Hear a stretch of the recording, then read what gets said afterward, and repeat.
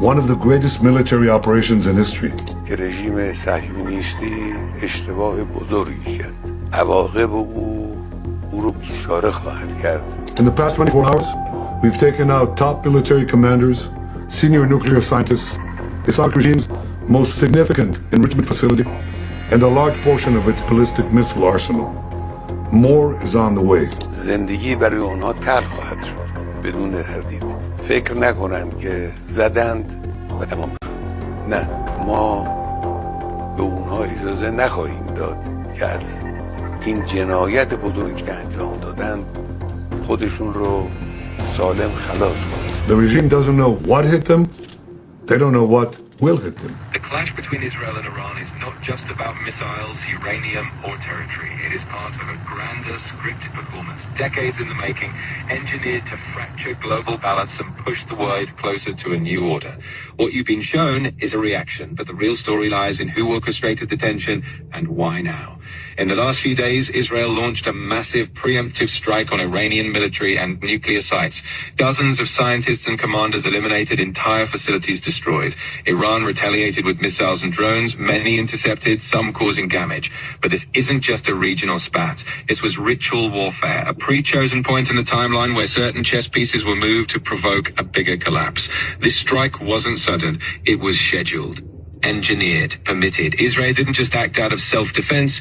The deeper mission was to disrupt Iran's growing alignment with China, Russia, and the BRICS bloc. Sabotage Iran's attempt to shift oil sales away from the US dollar and send a message to the rest of the Middle East. You either follow the Western system or you burn. Meanwhile, Iran's retaliation wasn't reckless rage. It was a calculated countermove, testing defenses, gauging responses, and showing the world it will not bow without response.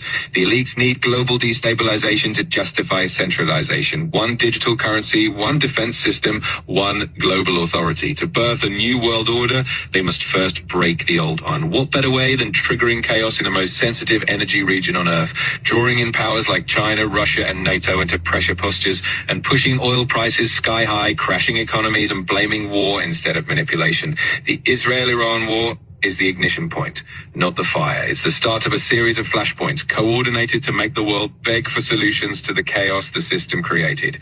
Will this become WW3? Not immediately.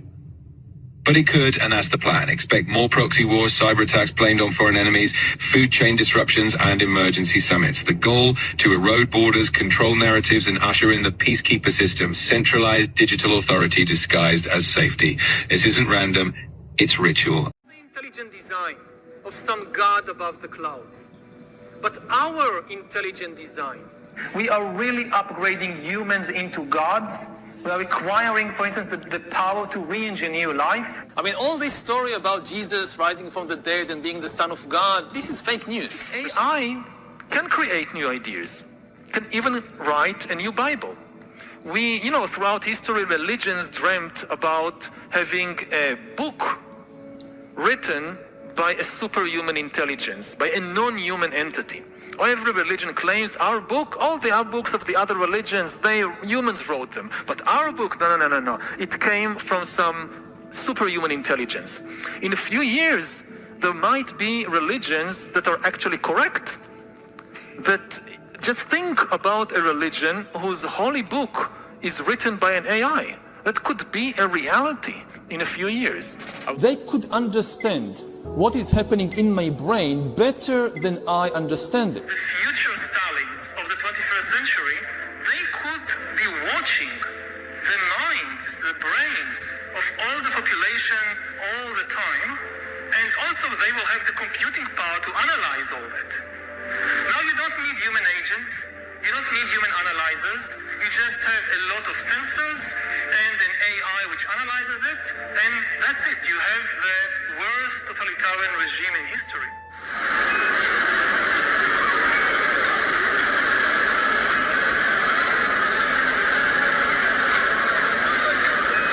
The microchips are already here. The microchip implants use the same technology that's in contactless credit cards.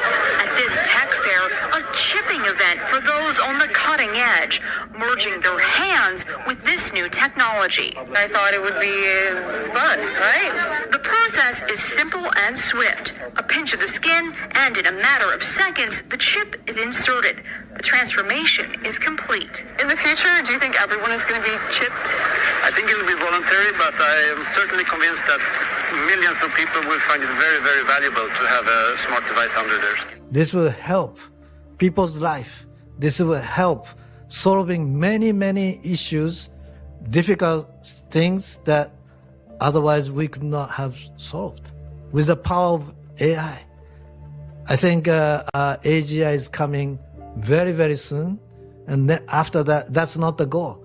After that, artificial super intelligence will come to solve the issues that mankind would never ever have thought that we could solve. When those three men got up there with the president and said what they did, if that wasn't a wake-up call, I don't know what is. That's laying the groundwork for what it says in Revelation 13.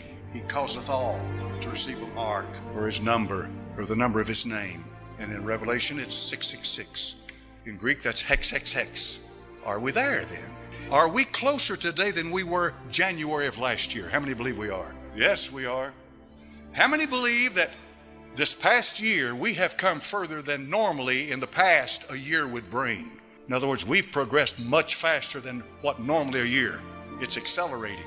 The Lord's coming back. The Antichrist has all his tools now. He has everything he needs. This is mind-boggling. I'm not trying to scare you. I just want you to wake up. Look at things like artificial intelligence. Exactly. And robots. Look at things like gene editing. Exactly. Opening a whole new horizon for medical science. And you see, the difference of this fourth industrial revolution is it doesn't change what you are doing. It changes you. If you take genetic editing, right. Just as an example, it's you who are changed. And of course, this has a big impact on your identity. Yeah. And offers certain kinds of possibilities that have to be careful about. When you began to do that kind of gene editing, some people worry that you are changing what it means to be human. That's the problem. Of course, the new industrial revolution offers us many opportunities, but it raises manifold questions on the ethical, but even legal implications, and we have to be prepared for it. So I want to talk to you today about the future of our species, and really the future of life. We are probably one of the last generations of Homo sapiens. Within a century or two, Earth will be dominated by entities that are more different from us than we are different from Neanderthals or from chimpanzees.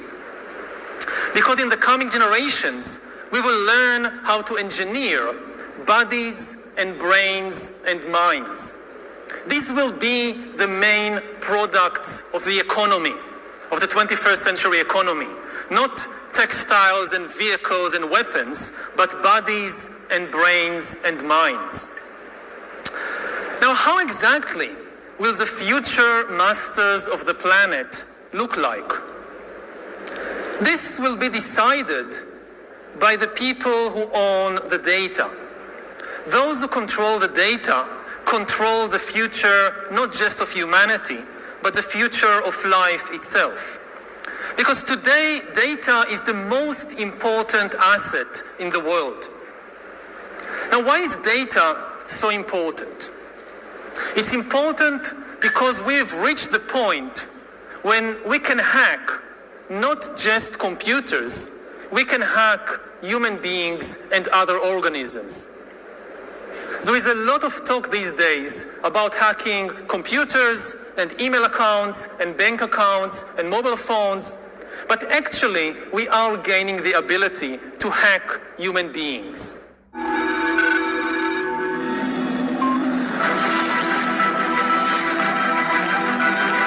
Biological knowledge multiplied by computing power, multiplied by data, equals the ability to hack humans. The human race is at a critical point.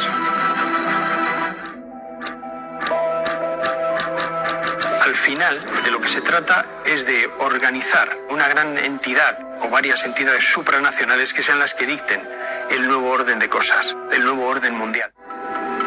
Have no doubt, you are living the most important moments of your life. Because you're going to be the protagonists of the most important moments in the history of humanity.